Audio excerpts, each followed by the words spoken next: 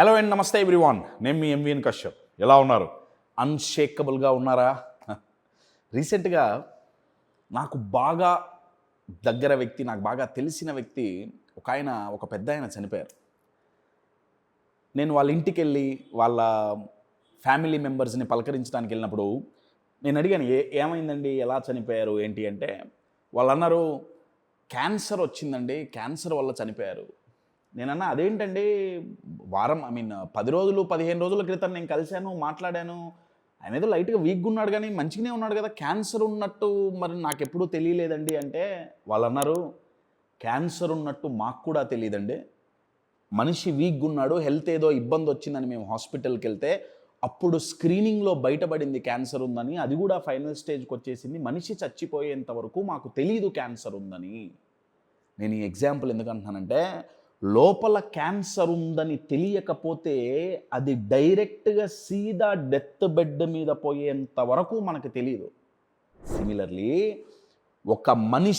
ఒక వ్యక్తి మనం తప్పు చేసినప్పుడు మనం ఆ తప్పుని అంగీకరించకపోతే, నేను తప్పు చేశాను, నాదొక ఫాల్ట్ ఉంది, నా వల్ల ఒక మిస్టేక్ అయింది, నేను మారాలి, నేను తప్పు చేస్తున్నాను అన్న రియలైజేషన్ లేని వ్యక్తి, మనం ఒప్పుకోని తప్పు కనిపించని క్యాన్సర్ లాగా, బయటపడని క్యాన్సర్ లాగా లోపల మనల్ని తినేస్తుంటుంది.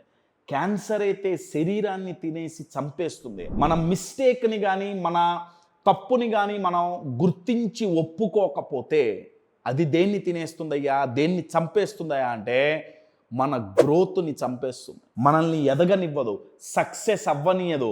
ఒకవేళ సక్సెస్ అయినా ఓవర్ నైట్ పైనుంచి కిందకి పడేస్తుంది. మీరు ఇటువంటి జీవితాలు ఎన్నో చూసే ఉంటారు. అయితే ఈ వీడియోలో మన తప్పులు మనకెందుకు కనపడవు, ఏం అడ్డం వస్తుంది, దాన్ని ఎలా తొలగించుకోవాలి అనేది ఈ వీడియోలో డిస్కస్ చేద్దాం.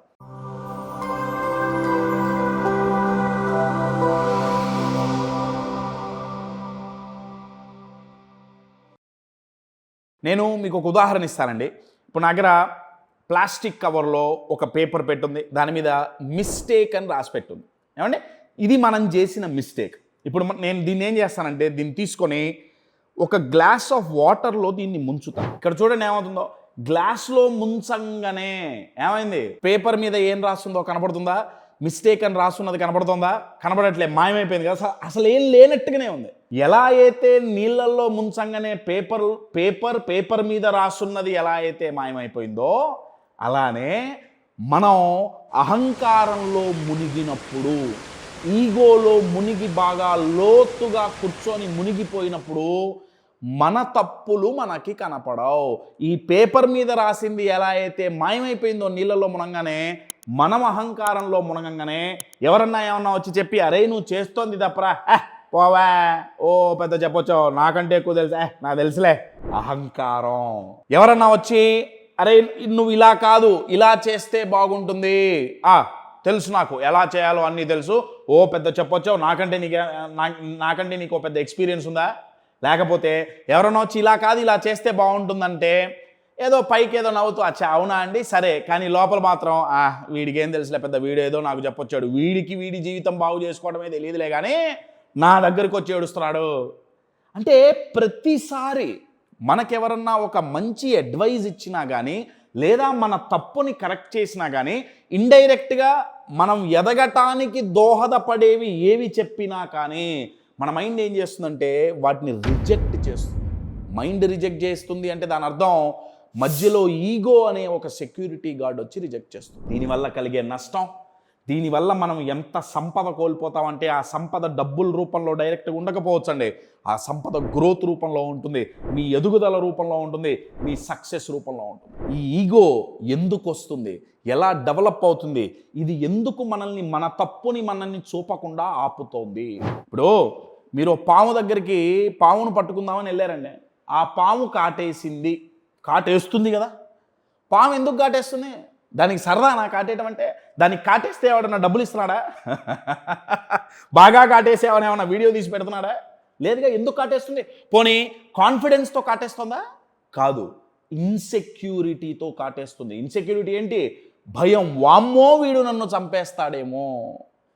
ఈగోకుండే భయం ఏంటయ్యా అంటే, వామ్మో నేను తక్కువైపోతానేమో, ఇది ఫస్ట్ భయం. నెంబర్ 2, నా పరువు పోతుందేమో, నేను తక్కువైపోతానేమో, నా పరువు పోతుందేమో, నలుగురి ముందు నేను చిన్నవాడిగా అయిపోతా. ఎప్పుడు? నా తప్పు నేను ఒప్పుకుంటే. ఎందుకంటే చిన్నప్పటి నుంచి మనం పెరిగిన విధానం కావచ్చు, మనం తప్పు చేసినప్పుడల్లా యూజువల్గా మనకి జరిగిన ట్రీట్మెంట్ ఏంటంటే, ఏం కాలేరా, తప్పు చేస్తే చేసావు, మళ్ళీ పికప్ అవ్వదు అని చెప్పిన వాళ్ళు చాలామంది తక్కువ. డైరెక్ట్లీ ఆర్ ఇండైరెక్ట్లీ మనల్ని ఇన్సల్ట్ చేసిన వాళ్ళు ఎక్కువ. నువ్వు తప్పు చేసావా, ఇది తెలీదా, ఈ మాత్రం తెలీదా? ఆ మాత్రం తెలిస్తే ఎందుకు చేస్తామండి? తెలియకేగా చేసిందే. సో మనం తప్పు చేసినప్పుడు మన చుట్టూ వాళ్ళు మనల్ని డీల్ చేసిన విధానం, మనతో ప్రవర్తించిన విధానం, మైండ్లో ఒక ఇన్సెక్యూరిటీ క్రియేట్ అయిపోయింది. ఏంటయ్యా అంటే, తప్పు చెయ్యకూడదు, ఒకవేళ తప్పు చేస్తే పరువు పోతుంది, తప్పు చేస్తే తక్కువైపోతాం అని మైండ్లో ఫిక్స్ అయిపోయాం. సో తప్పు చేసేసాం, అది మనకు కూడా తెలుసు చేసామని, కానీ మరి తక్కువ అయిపోకూడదు, నలుగురు ముందు పరువు పోకూడదు అంటే ఏం చేయాలి? ఆ తప్పు ఒప్పుకోకుండా ఉంటే బాయ్ అని చెప్పి మైండ్ ఏం చేస్తుందంటే, అహంకారాన్ని అడ్డం పెట్టి తప్పు ఒప్పుకోనియదు. ఇది 3 రకాలుగా డిఫెన్స్ మెకానిజం అండి. ఇది 3 రకాలుగా ఈగో మన తప్పుల్ని మనం ఒప్పుకోకుండా చేస్తుంది. ఆ 3 రకాలు ఏంటి అనేది తెలిస్తే దాంట్లోనే సొల్యూషన్ కూడా ఈజీగా అర్థమవుతుంది. ఆ 3 రకాలలో ఈజీగా గుర్తుపెట్టుకోవడానికి ఈగో అనేదాన్నే మనం యాక్రోనిమ్ తీసుకుందాం. ఈ అంటే ఏంటంటే ఎస్కేప్ అవ్వటం. ఒక వ్యక్తిని పిలిచి, బాగా ఈగో ఉన్న వ్యక్తిని పిలిచి, అరే నువ్వు ఈ తప్పు చేసావు, ఈ మిస్టేక్ చేసావు, నువ్వు ఇలా చేస్తే బాగుంటుంది అని చెప్పడానికి ప్రయత్నిస్తే వాళ్ళు ఏం చేస్తారంటే, వాళ్ళు ఎస్కేప్ అవుతుంటారు. ఎస్కేప్ అవుతుంటారంటే వాళ్ళు మనకు దొరకరు. వాళ్ళు ముందే పసిగట్టేస్తారు, నా దగ్గర తప్పు జరిగింది, వీడెవడో వచ్చి నన్ను కరెక్ట్ చేస్తాడు అని ముందే గమనించి అసలు దొరకరు. అసలు మెసేజ్ల్లో దొరకరు, ఫోన్లు ఎత్తరు, ఆఫీస్లో కనపడితే మళ్ళీ వస్తున్నా అని చెప్పి రీజన్స్ చెప్పి ఎస్కేప్ అవుతుంటారు అనమాట. తప్పించుకు తిరుగుతుంటారు వీళ్ళు. ఇప్పుడు దొరికితే కదండి మన తప్పు అవతల వాడి నోట్లోంచి బయటపడేది, మనం దొరకకపోతే. లేదా ఒకవేళ దొరికితే ఏదో ఒక సాకు చెప్పి తప్పించుకుంటుంటారు. So E for escaping. వీళ్ళు తాబేలు లాంటి వాళ్ళు. అంటే దగ్గరికి పోతే ముడుచుకుంటుంటారు అన్నమాట.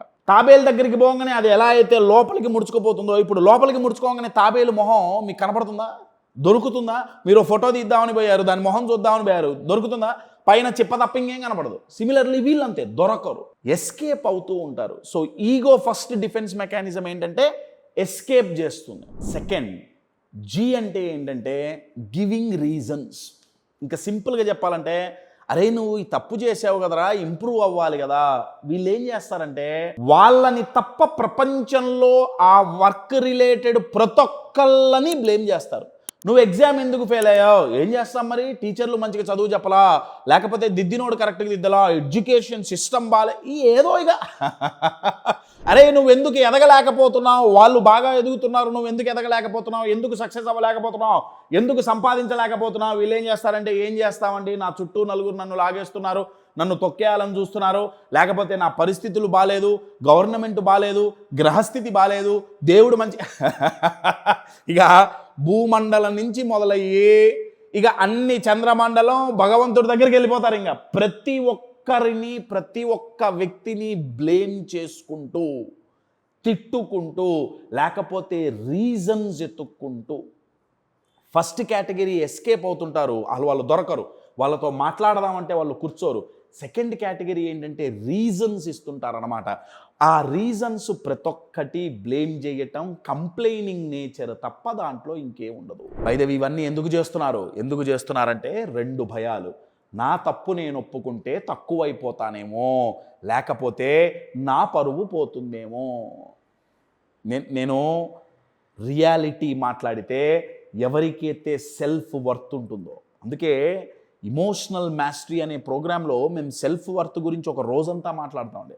సక్సెస్ సైకాలజీ అనే ప్రోగ్రాంలో సెల్ఫ్ వర్త్ని ఇంకా బిల్డ్ ఎలా చేయాలి, ఇంపోస్చర్ సిండ్రోమ్ని ఎలా బ్రేక్ చేయాలి, అలా ప్రతి ప్రోగ్రాంలో మేము సెల్ఫ్ వర్త్ బిల్డింగ్ కంపల్సరీ చేయడానికి కారణం ఏంటంటే ఈ ఈగో ఇవన్నీ తగ్గించటానికి. ఎవరికైతే సెల్ఫ్ వర్త్ ప్రాపర్గా ఉంటుందో, ఎవరికైతే self love and self respect చాలా బ్యాలెన్స్డ్గా ఉంటుందో, మై డియర్ ఫ్రెండ్స్, వాళ్ళకి ఈగో చాలా బ్యాలెన్స్డ్గా ఉంటుంది.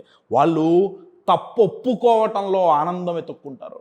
వాళ్ళు అంటారు, వాళ్ళ మైండ్ సెట్ ఎలా ఉంటుందంటే, ఓకే నేను తప్పు చేశా, ఈ మిస్టేక్ మళ్ళీ రిపీట్ అవ్వకుండా ఉండాలంటే నేనేం చేయాలి, నా తరపున చేసుకోవాల్సిన మార్పులు ఏంటి?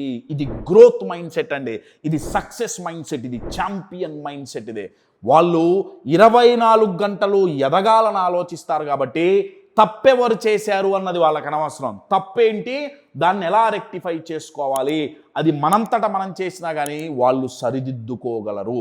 ఎందుకంటే వాళ్ళు వాళ్ళ గోల్ ఎదగటం, వాళ్ళ గోల్ సక్సెస్ అవ్వటం, అంతేగాని పరువుని కాపాడుకోవటం కాదు, నలుగురి ముందు చులకన అవ్వకుండా ఉండటం కాదు.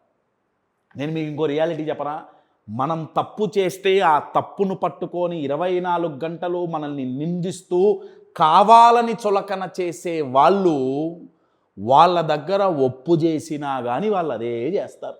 మీరు కరెక్ట్గా ఉన్నా కానీ ఎతికెతికి పట్టుకుంటారు. అటువంటి వాళ్ళ దగ్గర మన పరువు కాపాడుకోవటానికి, అటువంటి ఇమ్మెచ్యూర్డ్ పీపుల్ దగ్గర తక్కువ అవ్వకూడదు అని ప్రయత్నించటం మన టైం వేస్ట్ కదా, మన ఎనర్జీ వేస్ట్ కదా. టైం అండ్ ఎనర్జీ పక్కన పెట్టండి, సక్సెస్ అండ్ గ్రోత్ వేస్ట్ అవ్వట్లా. ఎందుకంత ego? So E for escaping, G for giving reasons, O ఏంటంటే ఓనింగ్ నథింగ్. ఓనింగ్ నథింగ్ అంటే ఇక్కడ అర్థం ఏంటంటే అసలు వాళ్ళు రెస్పాన్సిబిలిటీ తీసుకోనివ్వదు. ఈగో ఏం చేస్తుందంటే రెస్పాన్సిబిలిటీ తీసుకోనివ్వకుండా, అసలు బాధ్యత ఏమి మన నెత్తి మీద పెట్టుకోకుండా, అరే ఎందుకు ఇలా జరిగింది, నాకు సంబంధం లేదు, నాకు అసలు సంబంధం లేదు, నన్ను ఎవరు అడగద్దు, నాతో ఎవరు మాట్లాడద్దు, నన్ను సంప్రదించి చేశారా, ఈ ప్రశ్న వాళ్ళ నోట్లోంచి ఎక్కువ వస్తుంది. సో వాళ్ళు ఏ బాధ్యత తీసుకోరు, బాధ్యతల నుంచి దూరంగా వెళ్ళిపోతుంటారు. ఎందుకు, ఒకవేళ బాధ్యత తీసుకొని చేస్తే తప్పైతే మళ్ళీ పరువు పోతుందేమో, తక్కువ అయిపోతానేమో, చులకనైపోతానేమో అన్న భయంతో వీళ్ళు ఏం చేస్తారంటే అసలు రెస్పాన్సిబిలిటీస్ జోలికే పోరు. సో ఫస్ట్ వన్, ఎస్కేప్ అవుతుంటారు. ఎస్కేపింగ్కి రెస్పాన్సిబిలిటీ తీసుకోపోవడానికి తేడా ఏంటంటే, ఇక్కడ ఎస్కేపింగ్లో వాళ్ళు రెస్పాన్సిబిలిటీ తీసుకుంటారు, కానీ వచ్చిన రిజల్ట్ కనుక ఒకవేళ అటు ఇటు అయితే పారిపోతుంటారు. సో ఎస్కేపింగ్ రీజన్స్ చెప్పటం, లేకపోతే అసలు రెస్పాన్సిబిలిటీ తీసుకోకపోవటం, ఇది ఈగో మనతో ఆడుకునే ఆట. దీనికి సొల్యూషన్ ఏంటి? సొల్యూషన్ ఏంటంటే సెల్ఫ్ వర్త్ బిల్డ్ అవ్వాలి. సెల్ఫ్ వర్త్ అంటే self love and self respect ఎవరిలో అయితే బిల్డ్ అవుతుందో వాళ్ళలో ఈగో చాలా బ్యాలెన్స్డ్ ఉంటుందండి. బాగా గుర్తుపెట్టుకోండి, మీకు స్క్రీన్ మీద కనపడుతుంది కావాలంటే, మిస్టేక్ అనే పదానికి అర్థం ఏంటంటే you missed to take something, అంతే. అంటే మీరు ఒక రోడ్లో వెళ్తున్నారు, రైట్ సైడ్ తీసుకోవాలి, చూసుకోకుండా వెళ్ళిపోయారు, ఏం చేయాలి ఇప్పుడు? కూర్చొని ఏడవాలనా, ఎస్కేప్ అవ్వాలనా? అయ్యో నేను ముందుకెళ్ళటానికి కారణం నా పక్కోడు హారన్ కొట్టాడని బ్లేమ్ చేయాలా, లేకపోతే పక్కోడు సైడ్ ఇవ్వలేదని బ్లేమ్ చేయాలా, లేకపోతే అసలు నేను వెళ్ళను ఇప్పటి నుంచి అని రెస్పాన్సిబిలిటీ తీసుకోకుండా ఉండాలా? కాదండి, రైట్ సైడ్ తీసుకోవాలి, మిస్ అయింది, కొంచెం ముందుకెళ్ళాం, ఏం చేయాలి? యూటర్న్ తీసుకొని మళ్ళీ రండి. దాంట్లో చులకనయ్యేదేముందండి, దాంట్లో పరువు పోయేదేముందండి? తప్పు చేస్తే పోయేది పరువు కాదండి, తప్పు ఒప్పుకోకపోతే పోయేది మాత్రం మన గ్రోత్. మై డియర్ ఫ్రెండ్స్, ఏదేమైనా సరే మనం ఎదగాల్సిందే, 10 రెట్లు ఎక్కువ గ్రోత్ సంపాదించాల్సిందే.